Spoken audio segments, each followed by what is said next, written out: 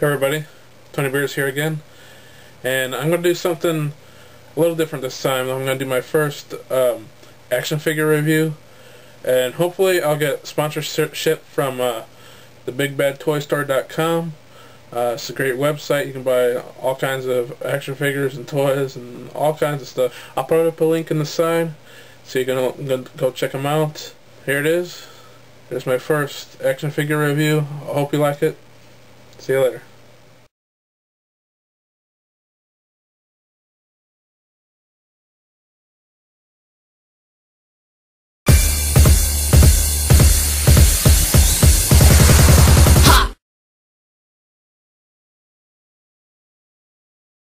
Hello everyone, this is Tony's Toy Chest with a retro toy review of McFarlane Toys' 3D animation from Japan Series 2 Joker figure. Now, I know what you're thinking, it's not the Joker that you think it is. This is the Joker from the movie Akira, which is one of the best animated movies, of my opinion, of all time, including American and also including Japanese anime. It's just an amazing movie. If you haven't seen it yet, you should really kick yourselves in the butt, because it's just an amazing movie. I think any anime fans, or any fans of animation in general, would love this movie. It's a great action sci-fi movie. It's just a great movie. This figure looks as if he just popped out of that movie. This figure was released in September of 2001. Okay, let's take a look at the articulation on this guy. Now, McFarlane Toys is not known for their articulation. This one has quite a bit, though. For some people, not enough, because you can't bend his elbow. But that doesn't matter to me, since I don't really play with my toys or anything like that. I just set them on my shelf. But it would be nice to bend his elbow or his torso, but it doesn't bend in those places, which I don't mind. Some people might be an issue for, but not me. Okay, he's articulated at the neck. He can move his head 360 degrees. He's got articulation on the shoulder. He can move his arm all the way around. He's got articulation on his forearm here, which he can move that all the way around. It's right at the glove, so you don't see a seam there. It's right where his glove ends. It's got articulation at the hips here. Mine's a little stiff, so I can't quite move it there. And then on the thigh, go all the way around. At the knee, bends at the knee. And he bends at the upper part of his boot here. If you can see, just like the glove. I love the sculpt on this figure. It's just a great sculpt, all around. He has sculpting in his little beard here. He has sculpting on his little bit of hair up here. It's really realistic looking.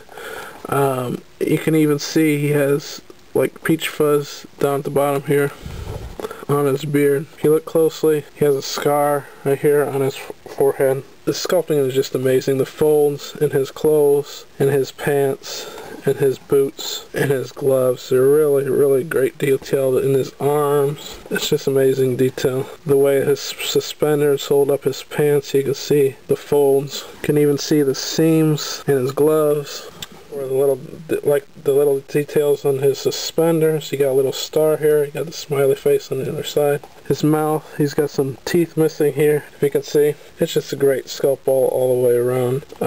It's great detailing. McFarlane's figures are known for this. Their detail is always amazing on their figures. As for the paint, usually on McFarlane figures, the paint is always amazing as well. I love the colors here. In some companies, they would, like his boot here, his white boots and his gloves, they would just paint it a solid white. They wouldn't go to trouble to put this little bit of gray in the creases of his boots, folds into his gloves. It's just a great detail that McFarlane figures always put in their figures. Even with his pants, I love the muted color of his pants here. It's just a great figure. And you can see the different coloring on his shirt here. Instead of like some figures will have just all one colors, and it's got nice shading effects. The detail is so good on this figure. Like I said, in the sculpting, the detail is so good. He even, if you look, he even has a little dimple here for his belly button. So if you ever wondered if this guy has an innie or an outie, he's got an innie.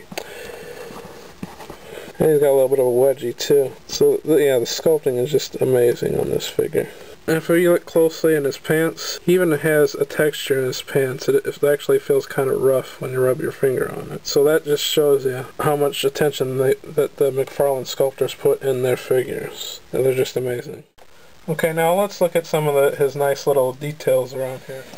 He has clown tattoos on his bicep here. That's a really cool design. It's the same design on the other side. He's got the clown makeup on his face, which looks really good. Another thing, if you look at the side here, let me come a little closer here. Look at the side of his head there. He has real earrings here. See these earrings? They actually can move. See? Move up and down. These are real metal hoop earrings. So it adds a little touch of realism to this figure. He's got on both sides. They move up and down. Which is a nice little touch. Now let's take a look at the accessories. He's got this pipe thing here, pipe weapon that he uses and stick in his hand. Now the pipe weapon fits nicely in his left hand. It fits very snugly. Ain't no way he's dropping that. And he also comes with this 3-barrel gun. It's like a Gatling gun or a minigun design.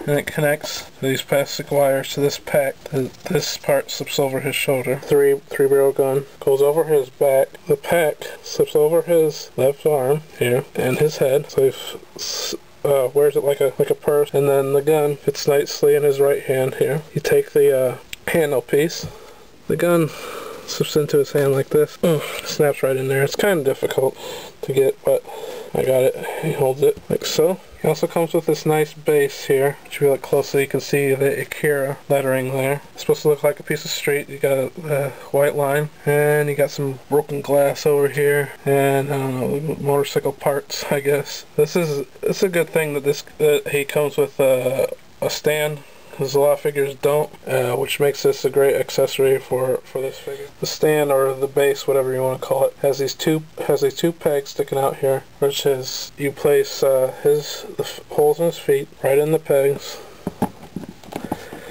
and he stands up perfectly. Now he's ready to go take down Kaneda and his gang.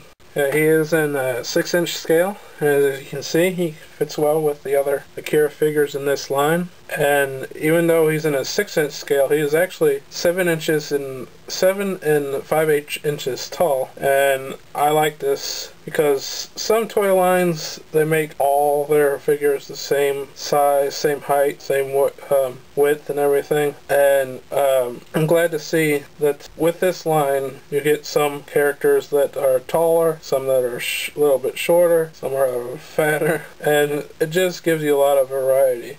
In other toy lines, like, all the characters are exactly the same.